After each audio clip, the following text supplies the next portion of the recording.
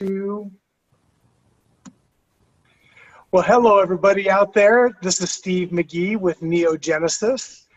I have to tell you how excited I am for today's topic with Dr. Greg Maguire. Greg is going to give us the history of stem cell science as it relates to skincare, and it's just a fascinating journey, to say the least, that he'll be taking us through. Greg has an amazing background with close to 25 years now in the stem cell sciences. They began in the neuro segment. They moved on to ophthalmology, over to skin, and on to what we know him for today, some beautiful products that help us in anything with positive aging, but also have significant positive impact on any of the chronic issues and, of course, traumatic issues as well. So let's focus in today with Dr. Maguire as he tells us a little bit more about how stem cell science got to where it is today and a bit about what might happen tomorrow. So with that, I'd like to turn it over to you, Dr. Maguire. Thank you, Steve, and welcome everyone. Thank you for joining us here today. We're going to have a brief introductory seminar about stem cell science and how it fits into skincare. I think everyone can see my screen now. So we'll focus on skincare. The technology also works well for hair care. We won't talk so much about that in this seminar. We have a very short time together. But I would like to start out and just let you know the NeoGenesis company is really a company driven by science and technology, and also a really caring attitude by all of us here at the company. We really want to serve mankind. So this is a company where we take the time to really develop a treatise on stem cells and therapeutic development, as reflected by my book, Adult Stem Cell Released Molecules, A Paradigm Shift to Systems Therapeutics. This is a book describing in great detail stem cell technology. It's a book that was vetted by other scientists, published by a scientific publishing company in New York.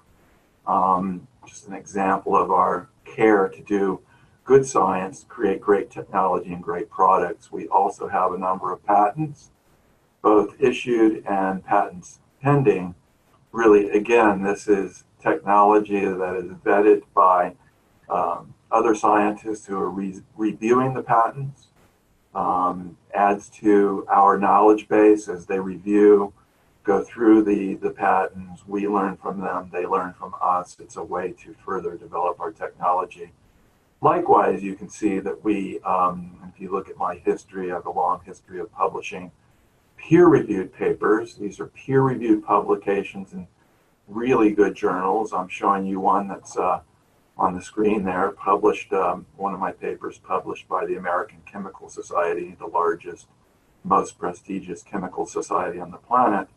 Again, we're not a company where the people in the company are just doing blogs and making up stories and telling people things that may or may not be true. We're doing real science, vetted by other scientists, going through peer review, and this makes us better. We learn from other scientists. We just don't go out and make up stories and publish them on the internet. Likewise, we create other forms of intellectual property, like our S2RM, to designate what we're doing out there to help clarify our product, our technology in the marketplace, so you know and understand the products and the technology that you're buying, knowing that they'll work and what's behind them. So S2RM is, again, one of our intellectual properties for NeoGenesis. Well, let's have a brief look in this seminar now about stem cells. So stem cells are those raw materials. They're the building blocks. Those are the cells that make us, they maintain us, and they heal us. In order to do all of that, there must be different forms of stem cells. And indeed, there are. We'll go through a little bit about the different types of stem cells. You can categorize stem cells into two basic varieties, one being embryonic stem cells. These are the stem cells where there was controversy, ethical issues, especially by the Catholic Church, saying that, believing that if you took these embryonic stem cells and used them, then you were actually killing life. So that is not what we do. We don't use embryonic stem cells in our technology. These are the stem cells that exist in the embryo. So once the egg is fertilized by the sperm, about roughly 5 days later in the human, you begin to see the existence of stem cells. Now, this is the embryo that fits on top of a pin, a PIN. Very small. It's not like a little child. It's just the embryo with a mass of some 100 to 200 cells. And these cells are important because those cells, the embryonic stem cells, if you take them out of the system in which they exist and put them into a dish and under the right conditions, you can cause those embryonic stem cells to convert, transform, differentiate into most types of cells in the human body. So very important cells for certain things, especially research purposes. But the cells we use in our technology are adult stem cells. These adult stem cells are found in almost all the tissues of our body. Pretty much everywhere we look, we find adult stem cells. In contrast to the embryonic stem cells, which are really developing us, the adult stem cells are in our bodies, our fully developed bodies, and they're used for maintenance and healing our tissues. So every single day, those adult stem cells are active. They're maintaining our tissues and healing our tissues when they're damaged. These cells are universally accepted. There's really little or no controversy surrounding the adult stem cells. So to look at them closely, there you can see the embryonic stem cells there on the left of our screen. That green colored area are the embryonic stem cells within the embryo. So that cluster of cells is eventually going to develop the whole human body. And again, they're primarily acting, these embryonic stem cells, by differentiation into mature tissue. So they will create more of the same cell, the embryonic cell will be recreated, but then those embryonic cells will differentiate, transform into somatic cell types, whether they're brain cells, liver cells, skin cells, what have you. That's where our whole body is being formed, is from the embryonic stem cells. Contrasting those embryonic stem cells to the adult stem cells you see on the right, these are the cells that exist in you and I. They're maintaining and healing us hour by hour, day by day, month by month, year by year. They are there working very diligently to maintain and heal our tissues. Interestingly, now when I was starting this work back in the mid-90s at University of California, San Diego, we thought the adult stem cells were going to be working by multiplying themselves and differentiating into mature tissues. What we saw instead in many, many instances when we were putting stem cells into the brain, into the eye, what we saw was that the reparation of the tissue, the healing of the tissue, was being done not so much by the differentiation of the adult stem cell, rather the reparation was being done by the release of a lot of different types of molecules from the adult stem cells into the surrounding tissue. That was what was causing most of the healing. Interestingly, and we'll talk about it, the molecules we later found are packaged into really a protection and delivery device called the exosome. We'll talk about that in a couple minutes. So stem cell science discoveries have really been happening over the last few decades. The 1970s really saw the start of stem cell research. And how is it that stem cell research from the laboratory really translated to what we see today as some really nice products out in the market for skin care and for wound healing? Well, back in 1975, a very prominent scientist, Dr. Howard Green, a PhD at the Massachusetts Institute of Technology, showed for the first time that a form of skin stem cell, the keratinocyte, could be cultured and maintained over time, propagated in the laboratory there at MIT. So this was a big event in allowing us to use stem cells here in the future.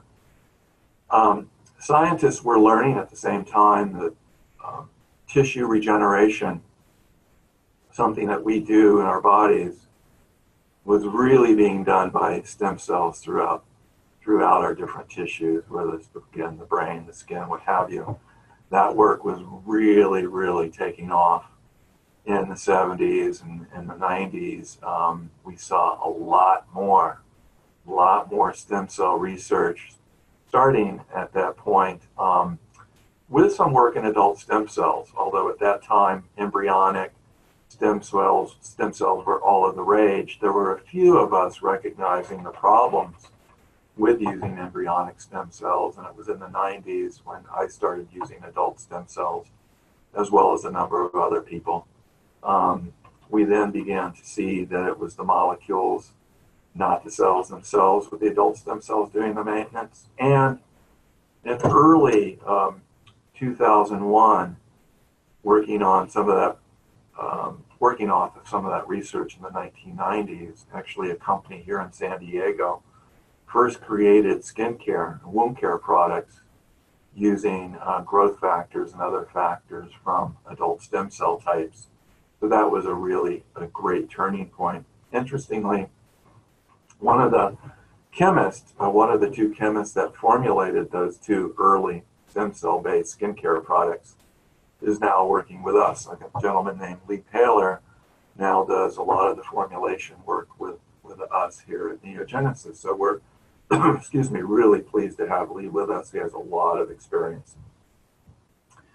Around 2008, the term I coined, Systems Therapeutics, was born, and that was it's really a turning point, because it's a new way of creating not just stem cell care products, but really a new way of doing pharmacological products, and it's catching on. A number of people are now grasping this issue, and I'll be doing a seminar with the American Chemical Society about systems therapeutics. So it is a paradigm shift in the way we do therapeutics.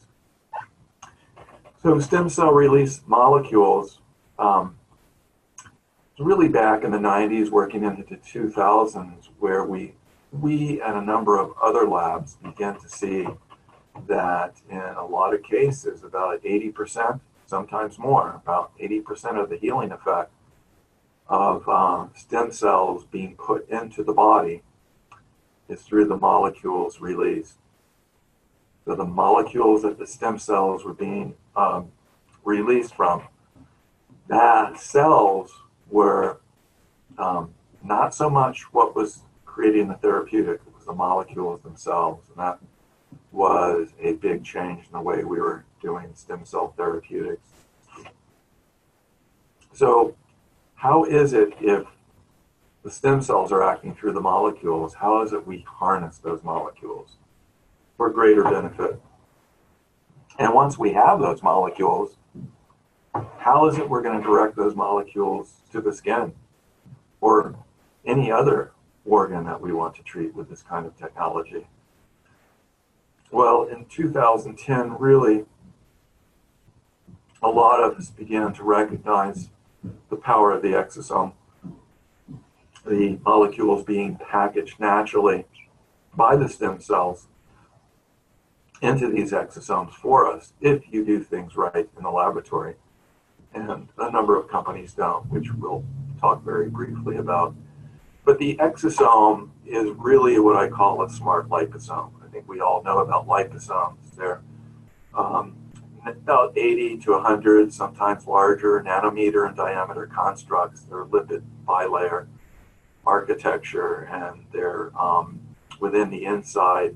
The liposome contains the payload, the active molecules, as well as attached to the outer membrane of the liposome or the exosome can be lipophilic molecules that the exosome or the liposome delivers to the tissue. So you have molecules inside the exosome, and you have molecules attached to the exosome on the outside that can be delivered to tissue. So the exosome, again, it's an 80 nanometer in diameter construct made for us by the stem cells. And because of the various chemicals naturally on the outside of the exosome that the stem cells produce for us, that exosome will protect the proteins and other molecules inside the exosome, will allow the molecules to penetrate through tissue, including the stratum corneum.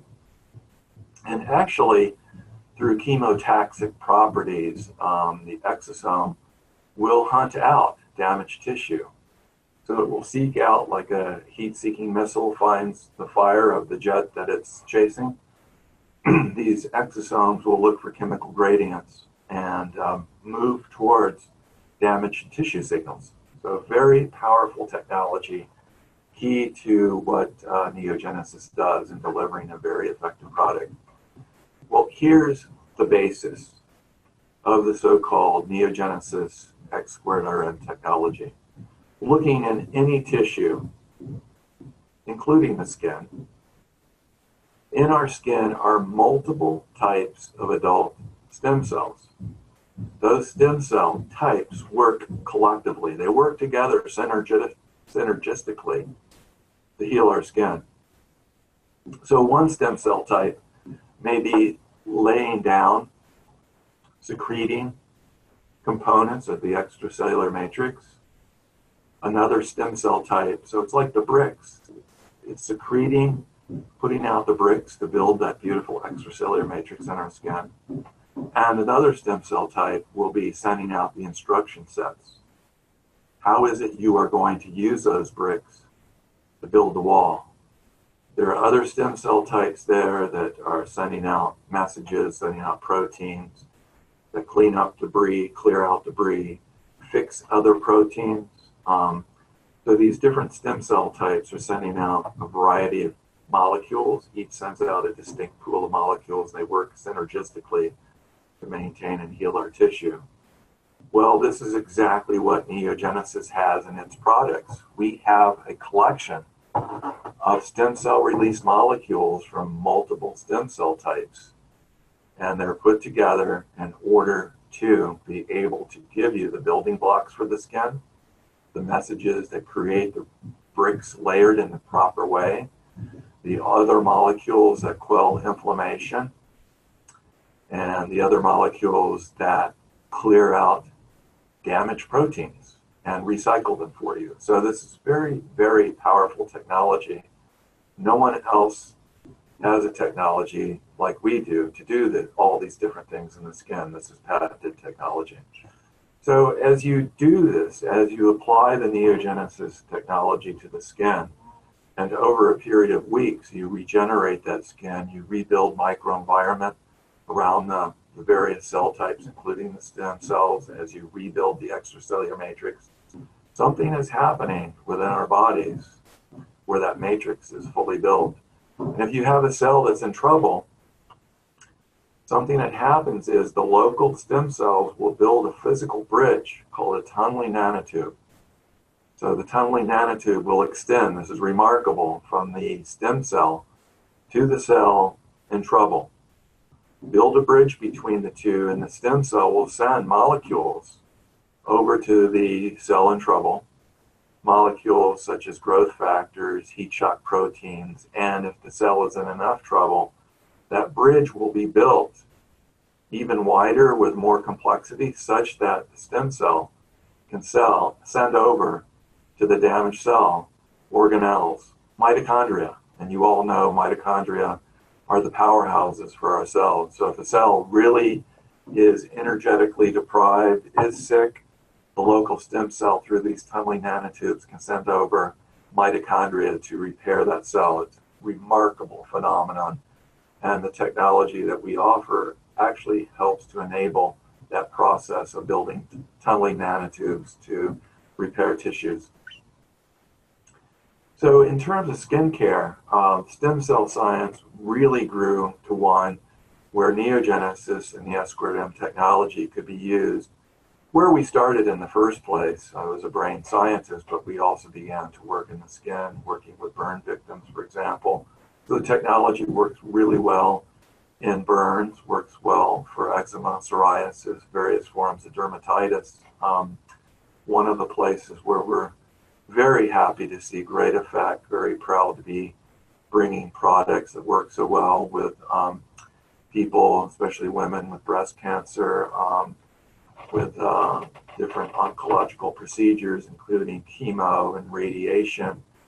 These people are irradiated so strongly that the skin is really just severely burned, very brittle, hot to the touch at some point, very, very just so brittle, it's really cracking.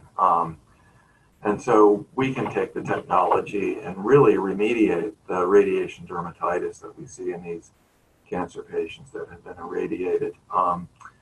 And likewise, now we're working with these patients actually before they go in for the irradiation. We can put the product on before they're irradiated and prevent the radiation dermatitis. So we're very happy to be doing that. The S-squared technology will work on a number of these conditions because basically what we're doing with the S-squared, we're putting back into the skin what was there when it was young and healthy. We're returning homeostasis to the skin. That includes proteostasis, putting all the proteins back into the skin that need to be there.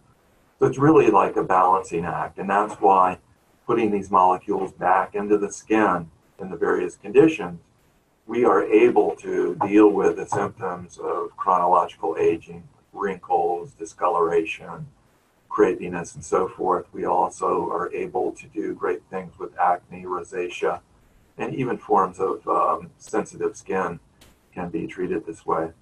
So we're currently working on and testing a number of new products, new technologies, bringing in different cell lines for different conditions. And so we're working on stubborn skin conditions such as hyper and hypopigmentation. So you'll be seeing products coming out soon specifically for those sorts of indications.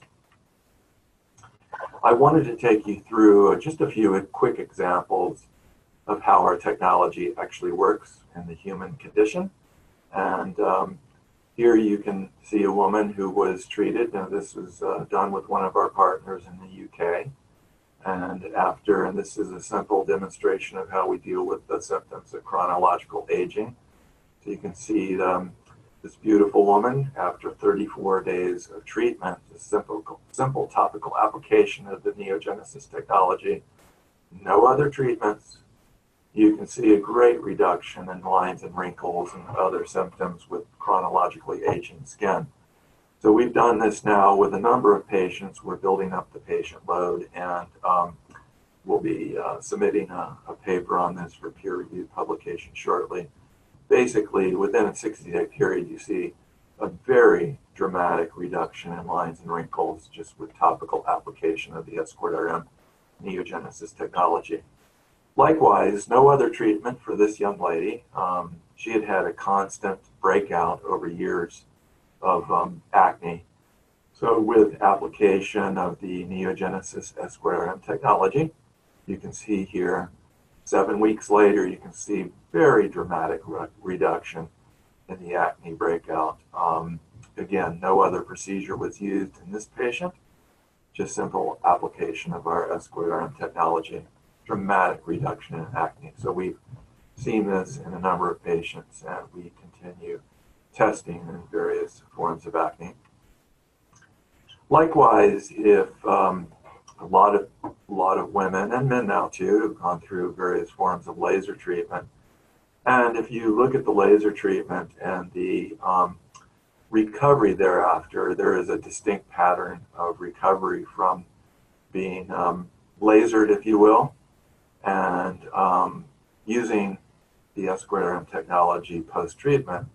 You see a very quick recovery, much faster than you would without the S-squared technology. So typically, many, many more days are required for the patient to recover, as you see this patient having recovered in just 5 days with S-squared technology treatment. Again, this is not simple regression to the mean. This is a very advanced healing process using the recovery versus normal progression of the recovery from laser treatment. Likewise, for a lot of different skin conditions, including rosacea, simple topical treatment with S-squared-RM will really, really normalize that skin condition. So we have a lot of test cases where we've been able to help the skin for rosacea, just as you see with this gentleman. And interestingly, with scars, we can remediate long-term scarring as well. So this is not a deep, thick wound, but this was a wound that had existed for a year in this patient. She had gone to a local dermatologist and had laser treatment, and unfortunately too many jewels were delivered to the skin, and she had this scar for a year when I met her. And we gave her some of the NeoGenesis S-squared-RM to use. And as you can see, 30 days later, topical treatment alone, just twice a day, sometimes once a day, and the condition really beautifully remediated. So really nice effects with scars. With thicker scars, you may need to use additional modalities along with the S-squared-RM. For some of the thicker scars, we see some of our colleagues treat with the S-squared-RM plus things like microneedling, so that could be useful to know. So best methods to collect, we'll go back to the science and technology a little bit here, but best way to collect the molecules is to culture and stimulate the stem cells and allow them to release the molecules being packaged into those exosome protective and delivery devices I just told you about. This allows the proteins to fully form. They're not misfolded. They're working optimally, whereas some of the other companies will take the stem cells and crush them, extract the molecules instead of allowing the molecules to be released. And in this way, the molecules won't be packaged into the protective delivery devices, the exosome, and also you run the risk of pulling proteins out of the stem cells before they fully form. If they're not fully formed, they're not going to work as effectively as when they are released in a fully formed manner, and they can also potentially have damaging effects in the skin. So it's not the technology we would ever use, even though the release process that we use takes more time and it's more costly. It delivers a safer and more efficacious product to you. To really conclude, I think there's some misconception about stem cells and what they do. So we'll just briefly go over some of the stem cell types. Plant stem cells, of course, do exist. It's partly how plants do build themselves and heal their tissues. But plant stem cells really don't have many of the molecules that the adult human stem cells have. So that's not something we've used. We've tried them many years ago, and I actually tried them again a couple of years ago to see if things had improved, but plant stem cells really aren't that effective. Animal stem cells and the molecules that they secrete can be used from animals. And again, there is some effect. You could use those. We don't. We use the human-derived stem cells, the molecules from those human stem cells, because they do work so effectively. They're really made for your skin. They're what's normally in your skin. So really your skin is not going to reject them or try to clear them out. So we're using stem cells derived, human adult stem cells derived from the skin. We don't use adult human mesenchymal bone marrow derived stem cells. That's a stem cell type that rarely is in healthy skin. It's only the bone marrow stem cells are only recruited during inflammation and wounding. We don't use them because the bone marrow stem cells secrete a really pro-inflammatory group of molecules. And beyond that, the molecules they secrete really turn on proliferation and differentiation of cells. If you think about it, when you have a wound and the bone marrow stem cells are called in to repair the wound, you want to close that wound very quickly. And so the bone marrow stem cell molecules cause great proliferation of the cells, meaning you can exhaust your endogenous, the stem cells that are within your skin, you can exhaust them. This has been shown. And also with all that proliferation activity, that's how cancer grows. The cancer is a proliferation of cells, and that's actually what happens in humans when they have bone marrow stem cell transplants. There's a real problem with long-term cancer in those patients. So again, this is not a stem cell type we would want to use, or the molecules from that. The other thing that when you have a wound, you have to prevent infection. So the bone marrow stem cells, when they're recruited in, they turn on a type M1 macrophage wound healing effect in the skin, and it's highly inflammatory. Whereas the endogenous stem cells, when there's inflammation, they turn on an M2 macrophage type clearance of infectious agents, and it's more about phagocytosis and less about inflammation. So the adult human stem cells from the skin are the cells you want to use, and we'll be publishing a paper on this shortly, a peer-reviewed publication, not just a blog on someone's website. We do real science here. So we'll have a peer-reviewed publication very shortly about why you shouldn't use bone marrow stem cells and why you should use adult stem cells from the skin for your daily maintenance and healing of skin tissue. So I wanted to thank you for attending this very brief, very introductory webinar on stem cells. We'll be having more webinars that will be digging deeper into some of these issues I just brought to your attention. And I do thank you for attending, and I would like to turn the webinar back over to Steve McGee. Greg, thank you. Thank you. Thank you for that information. To all the people that are viewing this video, as Greg said, the intention was just to get that peripheral overview, if you will. You will inevitably have additional questions from this. You'll likely want to watch this webinar more than once. You saw the info@NeoGenesis email. We're going to be doing a series, as Greg mentioned, over the next 12 months, probably a rate of about once every month, once every 6 weeks. I invite you to send us your follow-up questions from this introductory information. It will help us to guide ourselves on what to prepare for you next. That's on the science and product side. As Greg is emphasizing, we're a science-based company, not a marketing-based company. We believe in evidence-based skincare, and we were trying to show you evidence today of skincare that can work.